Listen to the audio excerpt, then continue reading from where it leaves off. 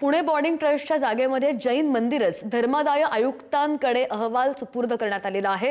पुणे विभागाच्या सहधर्मादाय आयुक्तांनी 13 पानी अहवाल दिलाय आणि सोबतच 431 कागदपत्रांची जोड सुद्धा दिली आहे। जैन बोर्डिंगमध्ये 1452 चौरस फूट जागेत भगवान दिगंबर जैन महावीरांचं मंदिर आहे अशी माहिती अहवालामध्ये दिली गेली आहे। ट्रस्टने जागेची विक्री परवानगी मागताना अर्जामध्ये मंदिराचा उल्लेख केला नसल्याचा आक्षेप होता।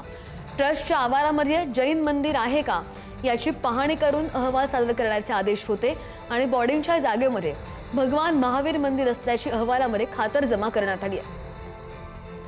या संदर्भात आणखी माहिती घेऊया, आमचे प्रतिनिधी बालाजी आपल्या सोबत आहेत। बालाजी, अहवालाची प्रतीक्षा होती, कोणकोणते महत्त्वाचे मुद्दे नमूद करण्यात आलेले आहेत या अहवालामध्ये?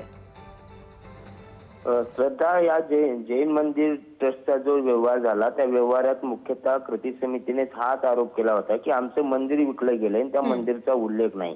त्यानंतर हे सगळे आरोप प्रत्यारोप झाले, त्यामुळे या सगळ्यांचा अहवाल सादर करण्याचं धर्मादाय आयुक्तांनी सांगितलं आणि सहआयुक्तांच्या समितीने हे सगळं अहवाल सादर केलेला आहे। प्रत्यक्ष जागेवर जाऊन पाहणी केली आणि नेमकं मंदिर किती आहे, मंदिरची जागा केवढी आहे, महावीरांचं मंदिर असून त्या मूर्तीची उंची किती आहे, त्याचबरोबर मंदिरच्या आजूबाजूला काय, या सगळ्याची पाहणी करून हा अहवाल सादर केलेला आहे। त्यामुळे उद्या होणाऱ्या सुनावणीवर याचा चांगला परिणाम होण्याची शक्यता आहे। हा अहवाल यासाठी महत्त्वाचा आहे कारण उद्या होणाऱ्या सुनावणीवर दोन्हीकडून प्रतिज्ञापत्र सादर केलं जाणार आहे।